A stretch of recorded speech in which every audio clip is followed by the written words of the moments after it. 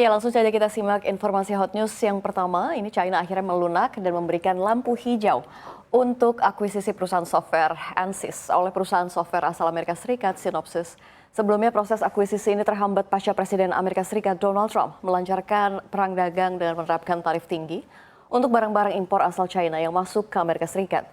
Namun beberapa saat lalu Amerika Serikat mencabut blokir untuk pengembangan software desain chip ke China. Pencabutan blokir itu memungkinkan perusahaan-perusahaan desain software chip termasuk Synopsys untuk mengembalikan akses teknologi mereka ke klien di China. China lantas balas budi dengan mengeluarkan izin akuisisi Ansys ke Synopsys. Menurut pernyataan Administrasi Negara untuk Regulasi Pasar China atau SAMR, regulator China mengatakan pihaknya menyetujui kesepakatan tersebut berdasarkan komitmen restriktif yang diajukan oleh perusahaan-perusahaan tersebut. Synopsys, produsen perangkat analisis data untuk desain chips, mengumumkan kesepakatan tunai dan saham senilai 35 miliar dolar Amerika Serikat untuk Ansys pada awal 2024.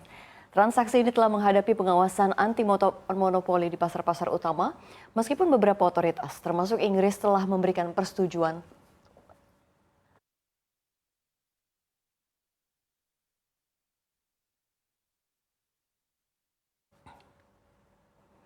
Ya, masih dari mancanegara, pemirsa, Korea Utara menuduh Amerika Serikat mengancam perdamaian regional di sekitar kawasan Asia Timur. Hal ini disampaikan Kepala Kantor Kebijakan Kementerian Pertahanan Korut pada Minggu 13 Juli kemarin.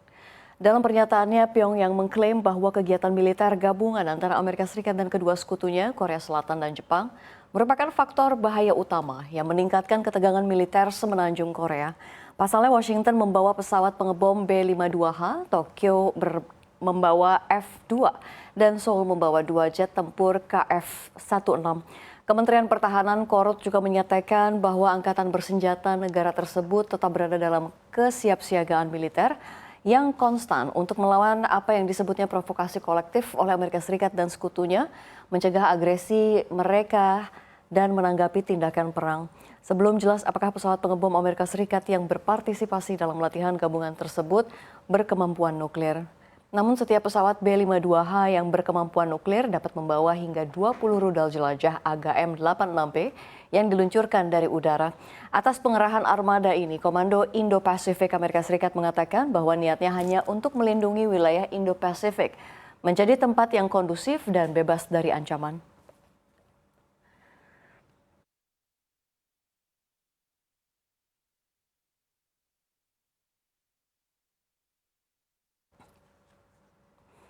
Ya, kita beralih ke informasi komoditas. Pemirsa, usai melesat 3 hari beruntun, harga emas dunia akhirnya melemah setelah mencapai level tertinggi 3 minggu di tengah pembicaraan tarif perdagangan data ekonomi Amerika Serikat hingga menguatnya indeks dolar Amerika Serikat selama 6 hari beruntun. Harga emas sedikit melemah setelah mencapai level tertinggi 3 minggu pada perdagangan Senin, dengan perhatian tertuju pada pembicaraan perdagangan dan data ekonomi Amerika Serikat, sementara perak naik ke level tertinggi sejak September 2011.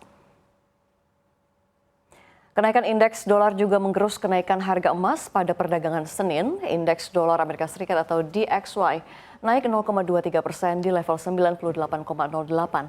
Kenaikan tersebut memperpanjang penguatan DXY selama 6 hari beruntun dan menjadi level tertinggi dalam hampir 3 minggu.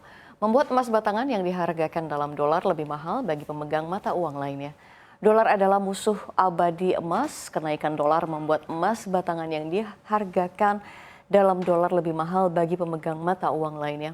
Investor kini menunggu data indeks harga konsumen Amerika Serikat pada hari Selasa dan laporan indeks harga produsen pada hari Rabu untuk mendapatkan petunjuk mengenai jalur kebijakan potensial The Federal Reserve. Daya tarik emas meningkat dalam dukungan atau lingkungan suku bunga rendah karena merupakan aset yang tidak memberikan imbal hasil.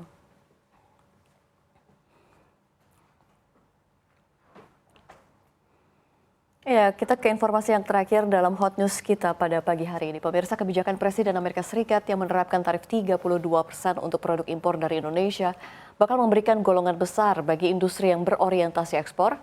Salah satunya adalah industri furniture. Kebijakan Trump tersebut berpotensi akan menyebabkan gelombang pemutusan hubungan kerja atau PHK. Ketua Umum Himpunan Industri Mebel dan Kerajinan Indonesia atau HIMKI Abdul Sobur mengatakan, berdasarkan simulasi internal HIMKI, jika tidak ada langkah mitigasi yang nyata, maka potensi 270.000 tenaga kerja bisa terancam kehilangan pekerjaan secara bertahap. Penyebab terjadinya PHK karena industri furniture Indonesia bakal mengalami penurunan yang tajam akibat naiknya harga produk di pasar Amerika Serikat, nilai berkisar 20 hingga 35%. Misalnya produk kursi kayu yang normalnya dijual ke buyer Amerika Serikat seharga $100 per unit. Dengan tarif ini harganya bisa menjadi 120 hingga $135 Amerika Serikat per unit. Tingginya harga produk furniture Indonesia akan menyebabkan kurangnya minat masyarakat Amerika Serikat untuk membeli. Akibatnya pesanan turun, kapasitas produksi dikurangi, dan beban biaya tetap harus ditanggung. Ketika produk Indonesia kehilangan konsumen, maka produksi di dalam negeri seret. Akibatnya pengerjaan untuk permintaan pun jauh menurun.